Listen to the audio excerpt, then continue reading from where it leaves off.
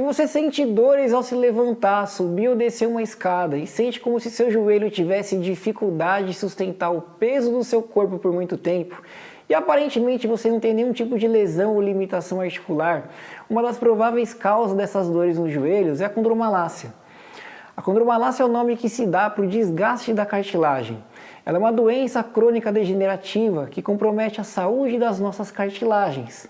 E ela é dividida em níveis de acordo com a gravidade da doença, onde no seu último estágio, quando praticamente não existe mais cartilagem, ela é chamada de artrose. A cartilagem é o tecido que recobre as articulações. A função dela é evitar o contato direto entre os ossos durante os nossos movimentos. E por ela ser rica em água e proteínas flexíveis, isso dá às nossas articulações a capacidade de absorver, transmitir e dispensar energia cinética, fazendo com que os ossos se deslizem suavemente à medida que a articulação se movimenta. Só que na condromalácia, a cartilagem vai amolecendo, ela vai se desfazendo e vai perdendo suas funções conforme a doença vai evoluindo.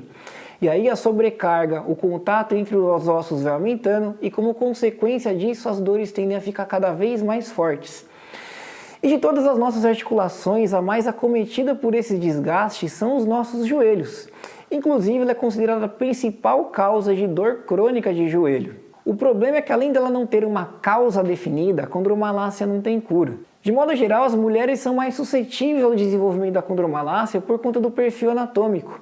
A mulher tem um quadril um pouco mais largo do que o homem, e isso favorece a perna no formato de X, porque o fêmur, eles são um pouco mais afastados. E aí quando chega no joelho, dá aquela aproximada. Então é o que a gente chama de joelho valgo. Só que por vezes, isso pode favorecer a lateralização da patela, que é aquele ossinho do joelho, e contribuir com o desgaste da cartilagem ao longo dos tempos. Distúrbios biomecânicos como o valgo dinâmico, onde o músculo do glúteo médio, que é um dos músculos responsáveis por estabilizar o quadril, ele não acompanha a contração do quadríceps, principalmente nos movimentos de desacelerar e frear. Para ficar mais fácil imaginar essa situação, é como se a gente estivesse caminhando em uma descida. E aquele esforço justamente que a gente tem que dar para frear, né, para não descer ladeira abaixo. E quando o glúteo médio não acompanha essa contração do quadríceps para estabilizar o quadril, isso pode fazer com que o joelho gire, mesmo que levemente, para dentro, lateralizando a patela. E com isso, ao longo do prazo, ao longo dos anos, isso pode sobrecarregar a cartilagem e favorecer o desgaste.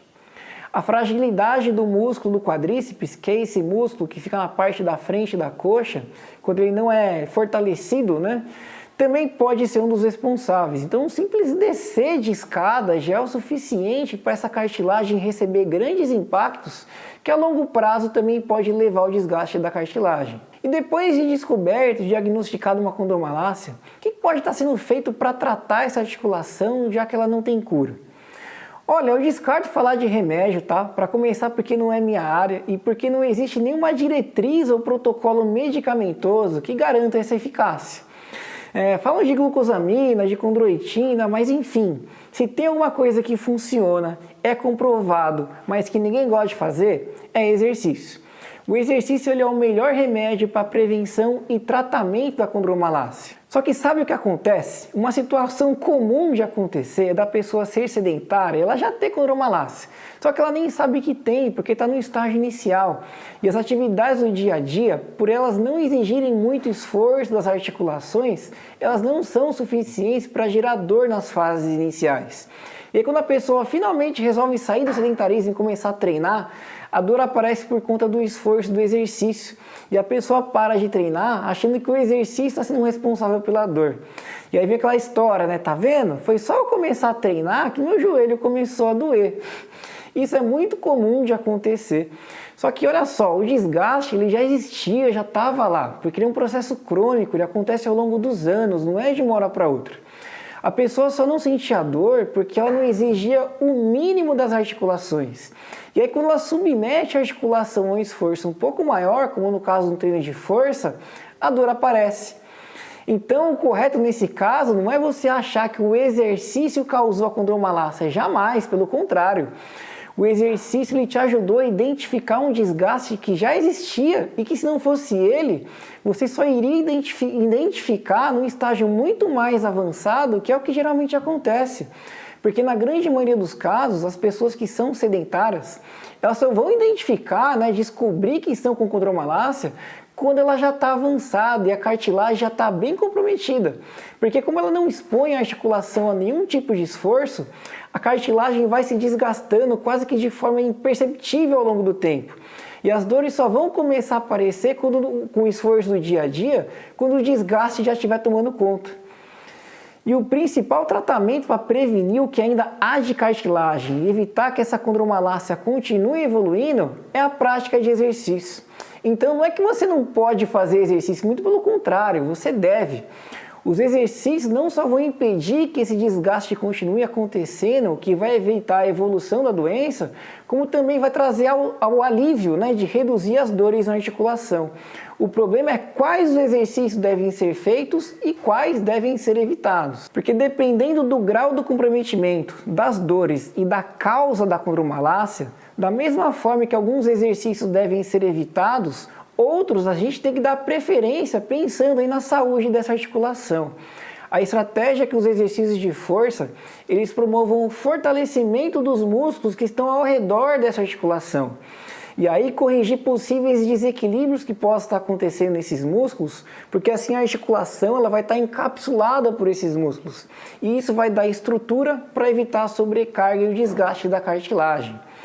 E o ideal é que isso seja avaliado individualmente pelo professor de educação física ou pelo fisioterapeuta, de acordo com os limites de cada paciente e com os recursos que estão disponíveis.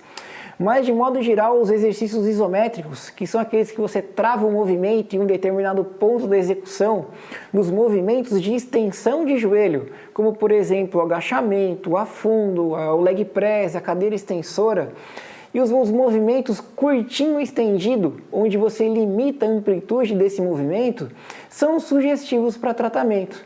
Em determinados casos pode ser sugestivo também evitar grandes amplitudes de movimento nos exercícios de extensão, além de evitar impactos, né, como os saltos e até mesmo a corrida. Combinado, gente? Espero ter esclarecido algumas dúvidas sobre o assunto. Sei que muita gente sofre de dor de joelho e acha que não pode fazer exercício por conta disso. Tem muita gente que utiliza a dor no joelho como desculpa para não treinar, mas os exercícios sempre serão o melhor caminho. Tem muita gente que fica procrastinando, procurando alguma solução, alguma alternativa, se nega a fazer exercício, mas é fundamental a gente botar a mão na consciência e pensar na nossa saúde e num futuro com qualidade de vida e independência, porque são os nossos joelhos que nos sustentam para as atividades do dia a dia. E aí, quando a gente compreende tudo isso, a gente tem aquela certeza de que treinar e o exercício é o melhor caminho. Se gostou do vídeo, deixa aí um like, segue o canal para não perder o que vem pela frente. Se tem alguma dúvida, alguma história para contar sobre o assunto, é só escrever aí embaixo que na medida do possível a gente vai estar respondendo. Um abraço a todos e até o próximo vídeo.